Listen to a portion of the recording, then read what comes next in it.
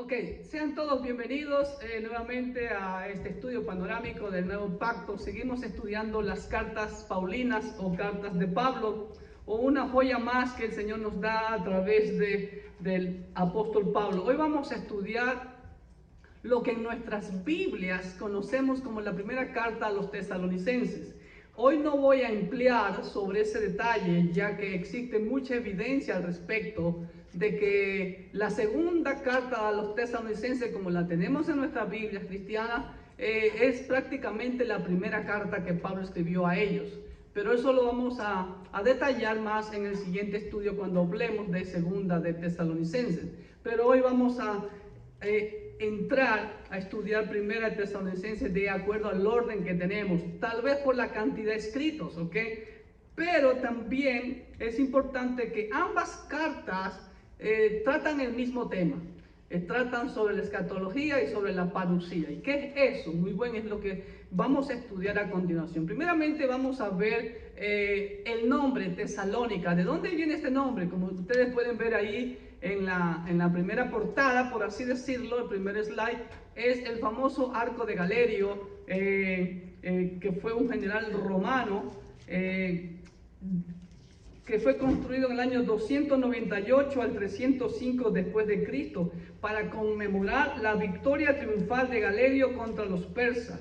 Es uno de los 15 monumentos bizantinos de Tesalónica que fueron incluidos en la lista del Patrimonio Mundial por la UNESCO en 1988, el famoso arco de Galerio. Lo vamos a ver un poquito más de cerca con otras imágenes que les voy a presentar. Muy bien. ¿De quiénes son esos dos bustos de cabeza, por así decirlo? Bueno, el de la izquierda con fondo rojo, ella es la famosa Tesalónica,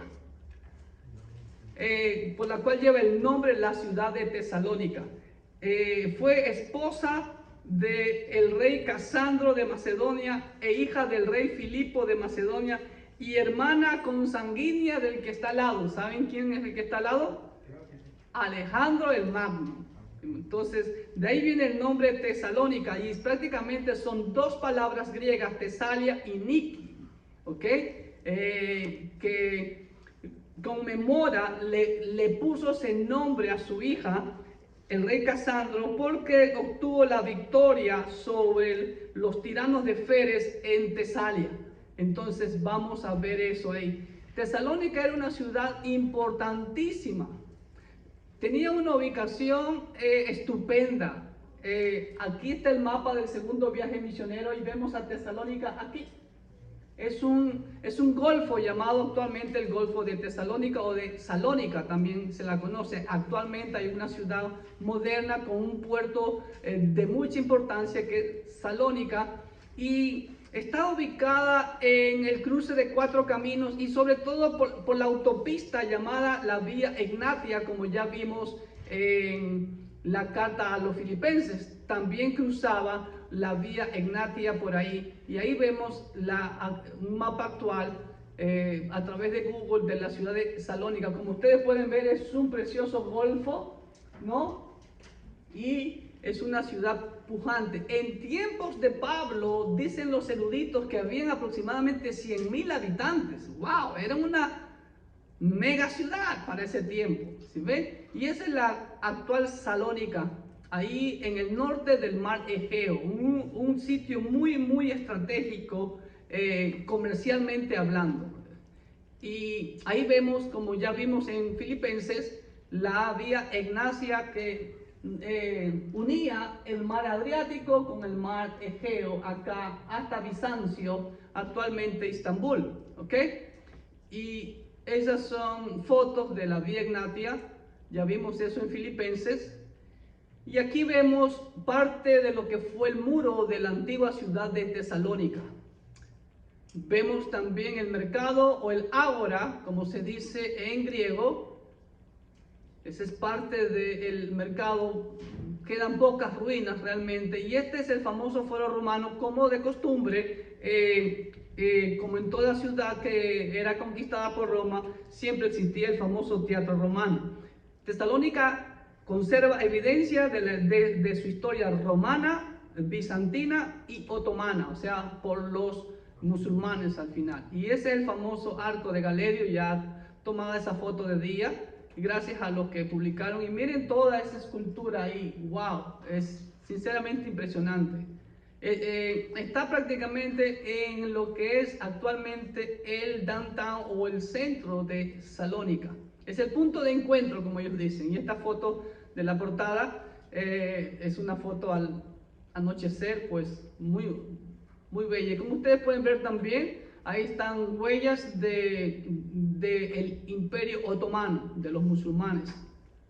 Y recientemente, hace años recientes, se estaba excavando para hacer el metro en la ciudad de Salónica y encontraron estas ruinas de pilares de mármol con inscripciones griegas, como ustedes pueden ver ahí, ¿no? Que datan del siglo VI después de Cristo. ¿Ok? Y bueno, vamos a los puntos que tenemos hoy. No son muchos, pero de mucha importancia. Vamos al primer punto. La ciudad recibe su nombre de Tesalóniki, ¿ok? O Tesalónica, como ustedes pueden ver, que era la esposa del rey Casandro de Macedonia e hija del rey Filipo II de Macedonia y hermana consanguínea de Alejandro Magno. El nombre proviene de la fusión de las palabras Tesalia, que era la ciudad que conquistó, y Niki, ¿no? Que significa victoria. Ya vimos eso cuando estudiamos la carta a los Efesios. Ahí en Éfeso estaba una imagen de la diosa Niki, que en inglés le dicen Nike, ¿no? De la marca esa famosa, ¿ok? Que significa victoria, que se le dio a la hija del rey después de su victoria contra los tiranos de Feres en la ciudad de Tesalia. Entonces ahí Tesalónica.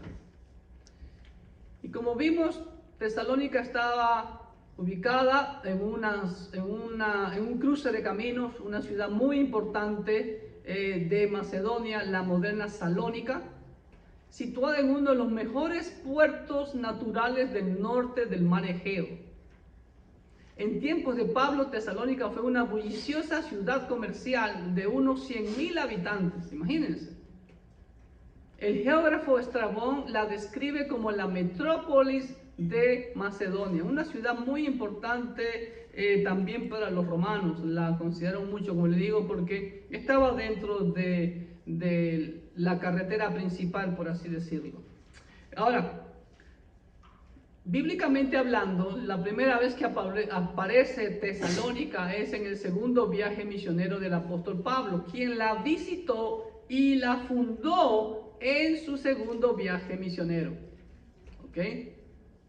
Aproximadamente eso fue entre el año 48 y 49 después de Cristo. Ahora, lamentablemente la estadía de Pablo en Tesalónica fue muy abrupta, fue muy complicada. Y Pablo tuvo que salir precipitadamente a la carrera de Tesalónica. ¿Ustedes saben por qué? Porque lamentablemente siempre hay la mano del enemigo tratando de dañar la obra de Dios. Y Pablo permaneció, escúchenme hermanos queridos, menos de un mes en Tesalónica. Y en menos de un mes Pablo plantó, fundó, inició la iglesia en Tesalónica. Y a veces hay personas que preguntan, ¿qué necesitamos para plantar una iglesia? Ya vimos eso nosotros. Y estamos hablando de que Pablo llegó a un pueblo que no conocía prácticamente, un pueblo pagano. Y por eso puse a el final Selah, que significa pare, meditemos en lo que estamos diciendo, que aparece esa palabra en los Salmos. Entonces Pablo estuvo menos de un mes porque tuvo que salir forzado por la persecución de los judíos, y la historia está en Hechos 17 del 1 al 10. Siempre le digo, hay que también tener a la par de las cartas de Pablo el libro de Hechos. Y en Hechos 17 del 1 al 10 dice así: pasando por Anfípolis y Apolonia, llegaron a Tesalónica, donde había una sinagoga de los judíos. Y Pablo, como acostumbraba, fue a ellos y por 3 días de reposo discutió con ellos, declarando y exponiendo por medio de las Escrituras que era necesario que el Cristo padeciese y resucitase de los muertos, y que Jesús, a quien yo os anuncio, decía Pablo, es el Cristo. Y algunos de ellos creyeron y se juntaron con Pablo y con Silas, y de los griegos piadosos gran números, y mujeres nobles no pocas. Entonces los judíos que no creían, teniendo celos, tomaron consigo a algunos ociosos, hombres malos, y juntando una turba, alborotaron la ciudad y asaltando la casa de Jasón, procuraban sacarlos al pueblo. Pero no hallándolos, trajeron a Jasón y algunos hermanos ante las autoridades de la ciudad, gritando: estos que trastornan el mundo entero también han venido acá, a los cuales Jasón ha recibido. Y todos estos contravienen los decretos de César, diciendo que hay otro rey, Jesús. Y alborotaron al pueblo y a las autoridades de la ciudad, oyendo estas cosas. Pero obtenida fianza de Jasón y de los demás, los soltaron. Inmediatamente los hermanos enviaron de noche a Pablo y a Silas hasta Berea. Y ellos, habiendo llegado, entraron en la sinagoga de los judíos. Hermanos, a mí me encanta esta frase. Y eso es lo que somos los cristianos. Estos que trastornan el mundo entero también han venido acá. Y es interesante ver, amados hermanos, un pequeño paréntesis aquí, una reflexión, de cómo es posible que en menos de un mes Pablo haya plantado una iglesia.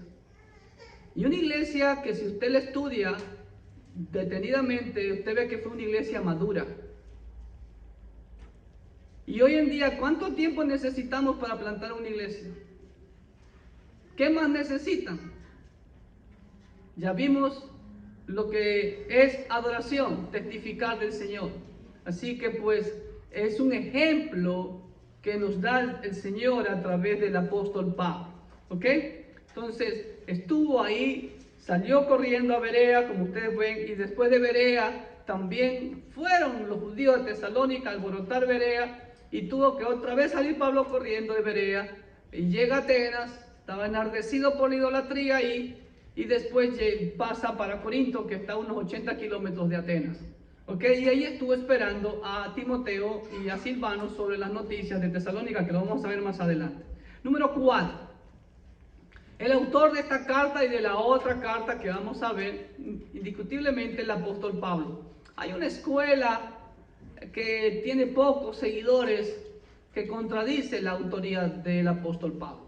Y esta carta fue escrita alrededor del año 50 después de Cristo, según se cree, ¿ok? Y fue escrita en Corinto, aproximadamente, según dicen unos comentaristas, 4 a 6 meses después de que Pablo sale de Tesalónica. Mientras va para Berea, va para Atenas y llega a Corinto, donde estaba entregado de lleno a la palabra, como dice Lucas en Hechos. Y aunque aparecen otros nombres también, como en la introducción, no es que son coautores, simplemente Pablo los incluye porque son parte de su equipo, y Pablo habla en primera persona del plural, nosotros, como dice 1:1, Pablo, Silvano y Timoteo. ¿Okay? Pero en el versículo 18 del capítulo 2, ustedes pueden ver que dice: por lo cual quisimos ir a ustedes, quisimos, nosotros, ¿sí ve? Primera persona del plural. Pero a continuación habla en primera persona del singular. Pablo dice: yo, Pablo, ciertamente una y otra vez, pero Satanás nos estorbó. Entonces, definitivamente no hay ningún argumento válido para negar la autoría de Pablo de esta y la segunda carta a Tesalónica. Fue escrita en Corinto, donde esperaba Silvano, que también es llamado Silas, y Timoteo, después de salir rápidamente de Tesalónica y de Berea, pasa por Atenas y luego a Corinto. Por eso es importante leer a la par Hechos 18. Solamente voy a leer 2 versículos, el versículo 1 y el versículo 5 de Hechos 18, que dice así: después de estas cosas, Pablo salió de Atenas y fue a Corinto. Versículo 5. Y cuando Silas y Timoteo vinieron de Macedonia, Pablo estaba entregado por entero a la predicación de la palabra, testificando a los judíos que Jesús era el Cristo. ¿Okay? Entonces no hay duda, la evidencia interna y externa de las iglesias dan como autor total al apóstol Pablo. Número 5. ¿Cuál fue el motivo de esta carta? Bueno, Pablo estaba preocupado en Corinto esperando, ¿no?, que llegaran ellos para ver qué había pasado con la iglesia. Y pues Pablo recibe muy buenas noticias de parte de Timoteo, ¿ok? Y por eso se motiva a escribirle a los hermanos, en donde no vemos que Pablo les reprocha ningún mal comportamiento, al contrario, es una carta de elogio que Pablo hace a los hermanos de Tesalónica. El motivo de la carta fue que Timoteo llega con buenas noticias del estado de la iglesia de Tesalónica, a quienes Pablo, lejos de encontrar en ellos algo reprochable, los elogia por su obediencia,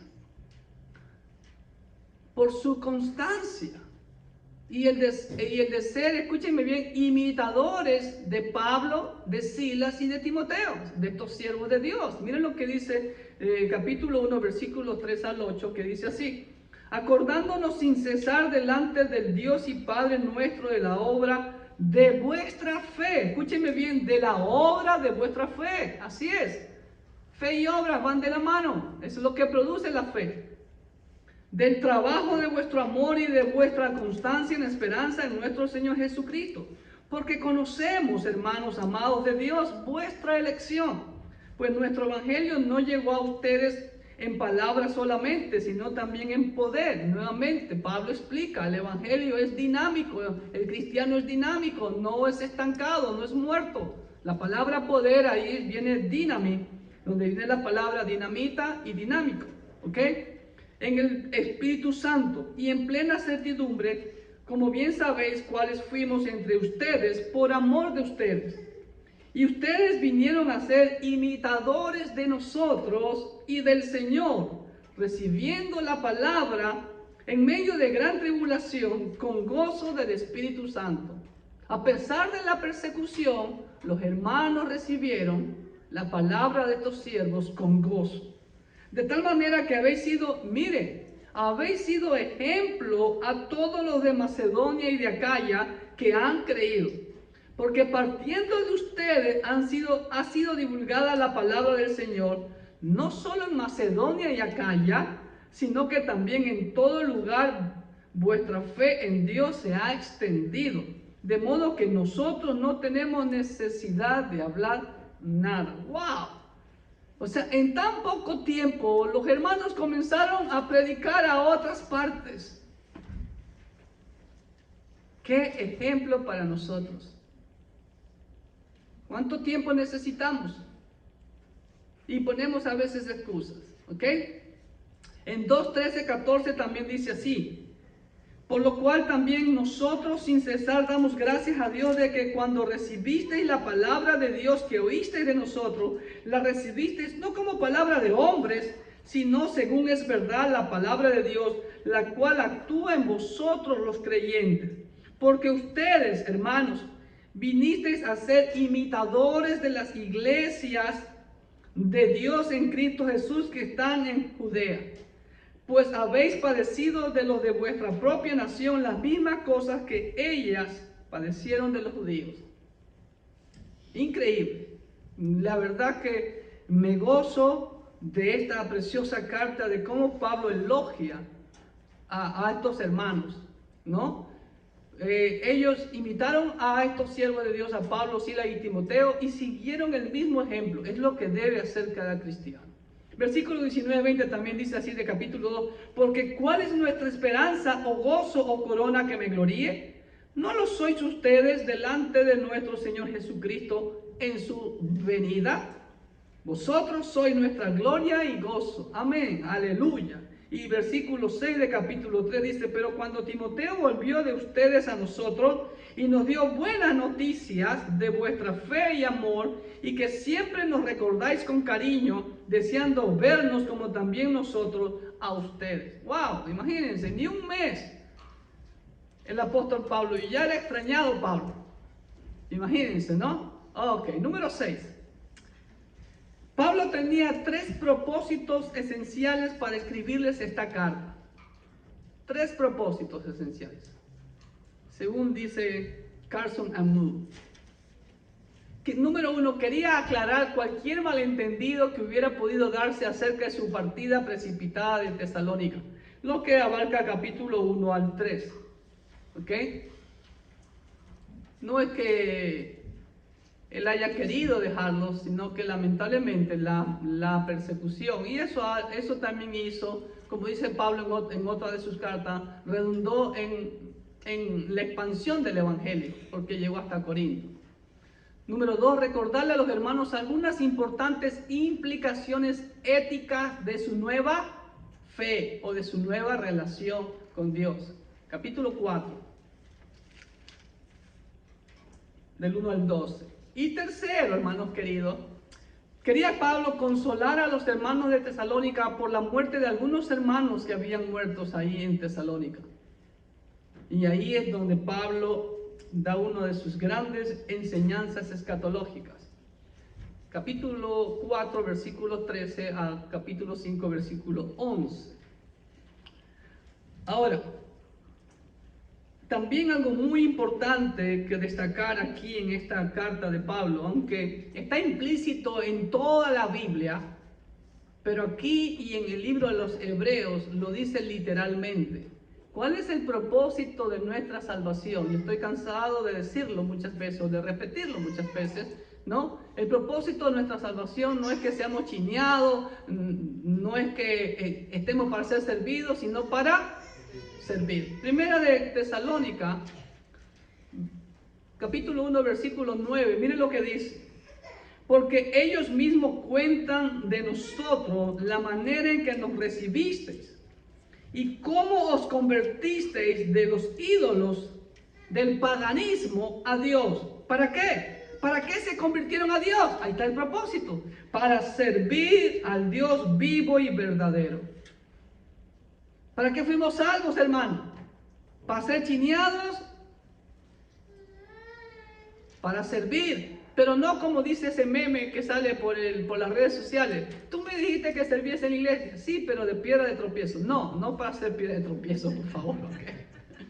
Okay. Y en Hebreos 9:4 también, yo siempre he manifestado y creo que Pablo fue el autor de la carta a los Hebreos. Dice así: cuanto más la sangre de Cristo, el cual mediante el Espíritu Eterno se ofreció a sí mismo sin mancha a Dios, limpiará vuestras conciencias de obras muertas. ¿Para qué? Para que sirváis al Dios vivo. ¿Para qué fuimos limpiados por la sangre de Cristo? Para servir al Dios vivo. Así que si estamos en otro enfoque, hermano, hermana, yo le animo en el Señor que cambie, que enderezca su camino, ¿ok? Porque el Hijo del Hombre no ha venido para ser servido, sino para servir. Y ya hemos visto, ¿cuántos quieren ser grandes entre los demás? Levanten la mano, yo soy uno de ellos. Tiene que ser servidor de todos. No que todos me sirvan a mí, sino yo servirle a todos. Amén. Número 8. La escatología, hermanos queridos. Es el tema central de esta carta. ¿Y qué es escatología? Es el estudio de los eventos futuros. ¿Y cuál es uno de los eventos futuros? La parusía. ¿Qué significa parusía? Es la presencia o la venida de nuestro Señor Jesucristo en persona, en la cual también aquí Pablo nos da algunas implicaciones sobre este evento.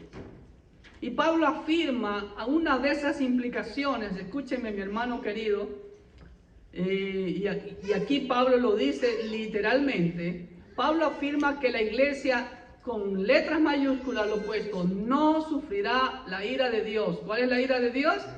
La gran tribulación. Miren lo que dice 1:10. Y esperar de los cielos a su Hijo, al cual resucitó de los muertos, a Jesús. ¿Qué va a hacer Jesús? No, quien nos libra de la ira venidera. ¿Y cuál es la ira venidera? El derramamiento de los juicios de la ira de Dios. Apocalipsis 6:17. Antes de empezar el séptimo sello, un ángel anuncia lo siguiente.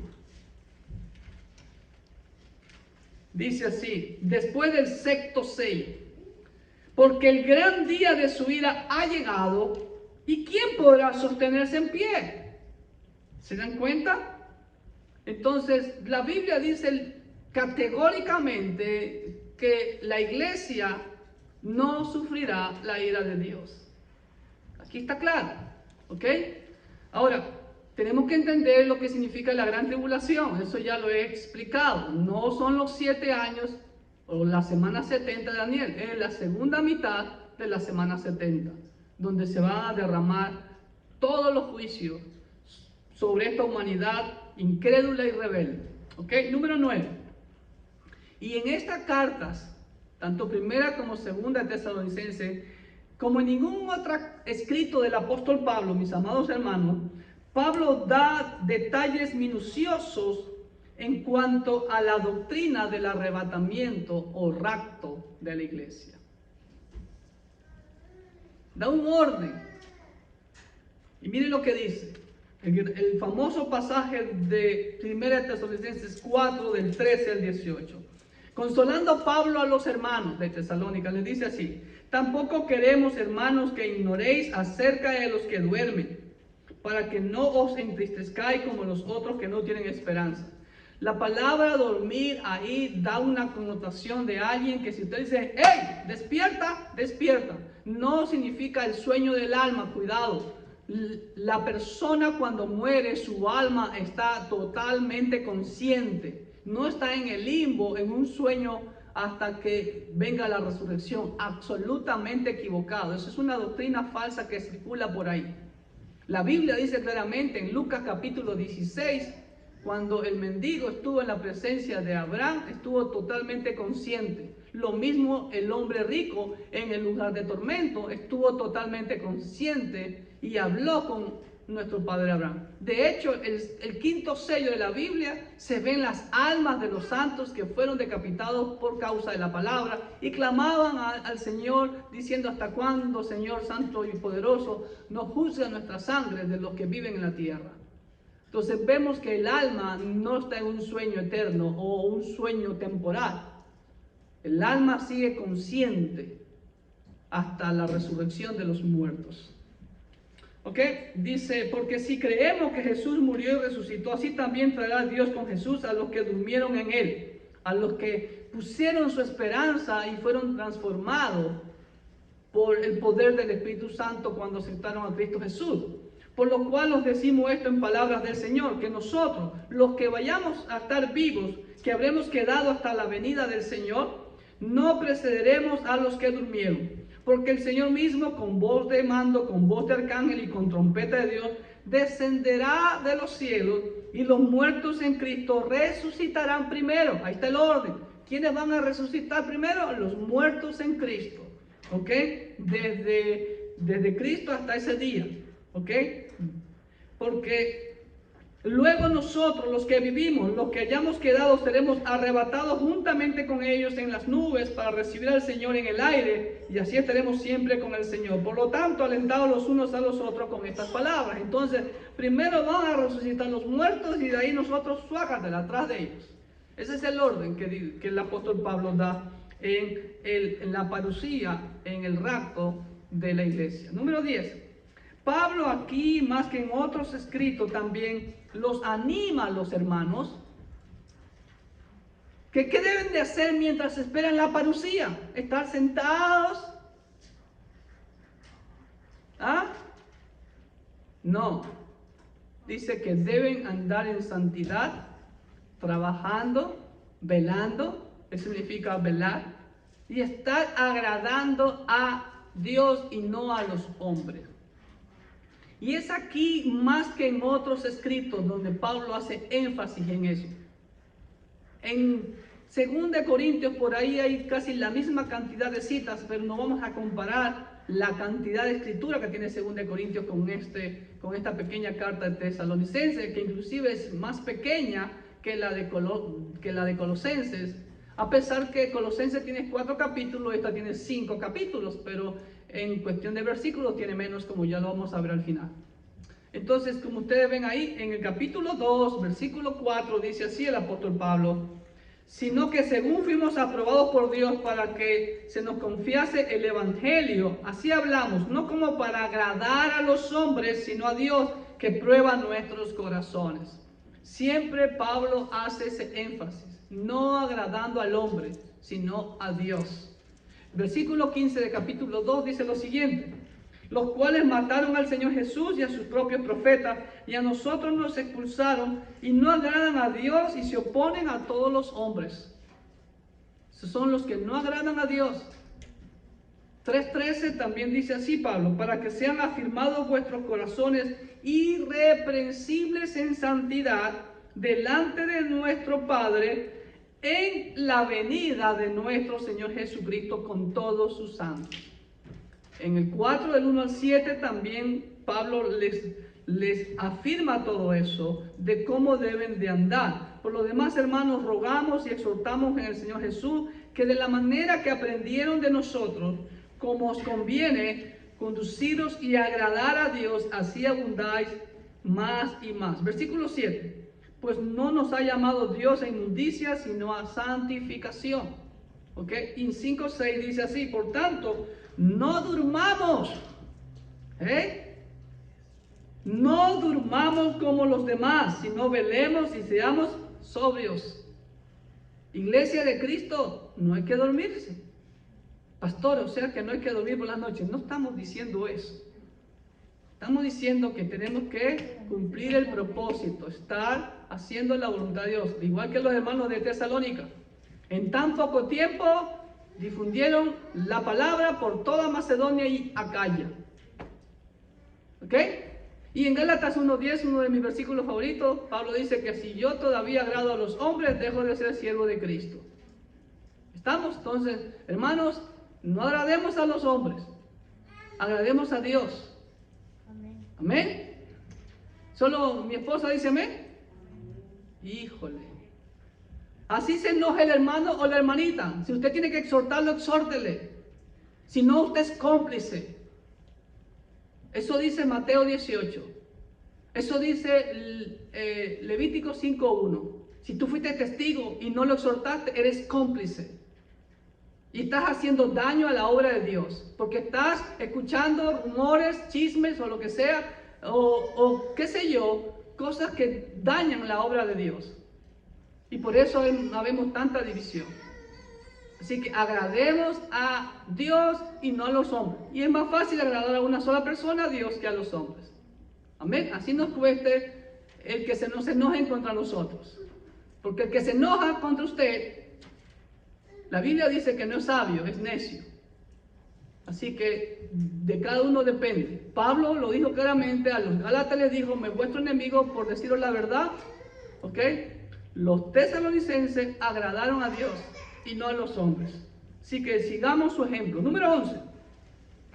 Aquí vemos una enseñanza, hermanos queridos, que lamentablemente ha sido parte de la sociedad, diríamos casi en todos los tiempos. ¿Saben qué significa eso? Vengan conmigo a primera de Tesalonicenses 4:4. Dice así.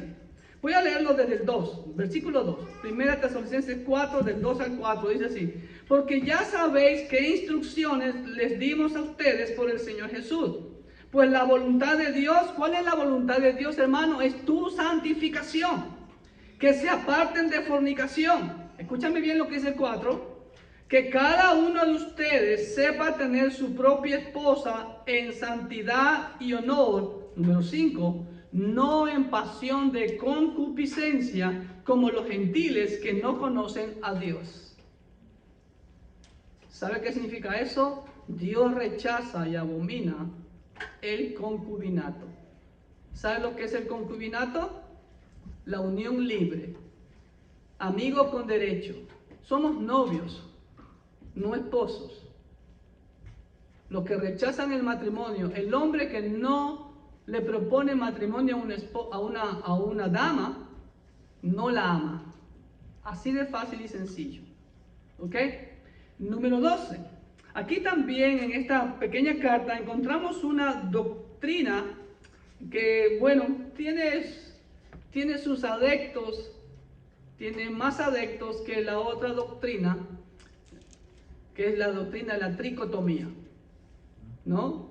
La tricotomía significa que el ser humano consta de 3 partes: cuerpo, alma y espíritu, ¿ok?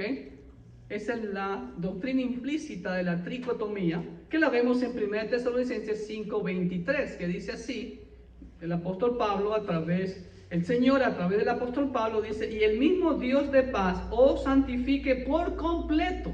Por completo. ¿Cuál es lo completo de nuestro ser? Y todo vuestro ser, lo redunda nuevamente, espíritu, alma y cuerpo, sea guardado irreprensible para la venida de nuestro Señor Jesucristo.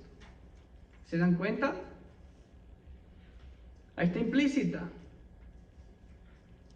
Ok, y por último, amados hermanos, vamos a ver el pequeño bosquejo de esta carta. Esta carta consta de 5 capítulos, pero tiene menos capítulos que Colosenses, solo tiene 89 versículos. Colosenses creo que tenía 95 versículos, si no me falla la memoria, ¿sí? Y la he bosquejado de la siguiente manera. Número 1, introducción, saludos y acciones de gracia, que equivale a los versículos 1 al 4 del primer capítulo. La segunda parte es la iglesia modelo, hermanos queridos, y las 3 etapas de todo cristiano. Hermano, sería bueno que profundicemos bastante en estos 6 versículos. Capítulo 1, versículos 5 al 10. ¿En qué consiste la iglesia? La iglesia escucha, la persona escucha el mensaje, pone en práctica y se reproduce. Así de fácil es las 3 etapas del cristiano. Mire lo que dice. 1 del 5 al 10. Me voy a tomar la molestia de leerlo. Pues nuestro evangelio no llegó a vosotros en palabras solamente, sino también en poder. Si ves, es dinámico. En el poder del Espíritu Santo y en plena certidumbre, como bien sabéis cuáles fuimos entre vosotros por amor de ustedes. Y ustedes vinieron a ser imitadores de nosotros y del Señor. Si ves, aceptaron la palabra número 1 y de ahí son imitadores de los siervos de Dios y de Cristo, recibiendo la palabra en medio de gran tribulación, con gozo del Espíritu Santo, de tal manera, ahí está número 3, que habéis sido ejemplo a todos los de Macedonia y de Acaya que han creído, porque partiendo de ustedes han sido divulgada la palabra del Señor. No solo en Macedonia y Acaya, sino que también en todo lugar vuestra fe en Dios se ha extendido, de modo que nosotros no tenemos necesidad de hablar nada. ¡Wow! ¡Qué maravilloso! Amén, hermanos. ¿Ok? Número 3. La tercera parte de este bosquejo, el modelo de ser siervo de Dios y su recompensa. Capítulo 2 y capítulo 3. Y ahí Pablo pone como ejemplo, adivinen a quién. Por eso es bíblico, da reconocimiento. Pablo da reconocimiento a Timoteo. ¿Ok? Es bíblico. Dar reconocimiento. Es justo y necesario. No con el ánimo de crear envidia, no, hermanos queridos. Al contrario, de animarnos más y más. Como los tesalonicenses, ser imitadores de ellos. Imitaron a Timoteo a pesar que era joven. ¿Se dan cuenta? Así que, y la recompensa que ellos tendrán. ¿Ok? Y número 4, la vida y modelo de la iglesia, la vida modelo del cristiano sería, y la esperanza del cristiano con la parusía. ¿Ok? Lo que Pablo dice, a pesar de las tribulaciones, estamos esperando al Señor. El Señor viene pronto, es inminente. Y aún déjeme decirle que Pablo, de acuerdo a lo que dice aquí en la carta a 1 Tesalonicenses y 2 Tesalonicenses, Pablo tenía la fe de que el Señor iba a venir en su tiempo. ¿Estamos?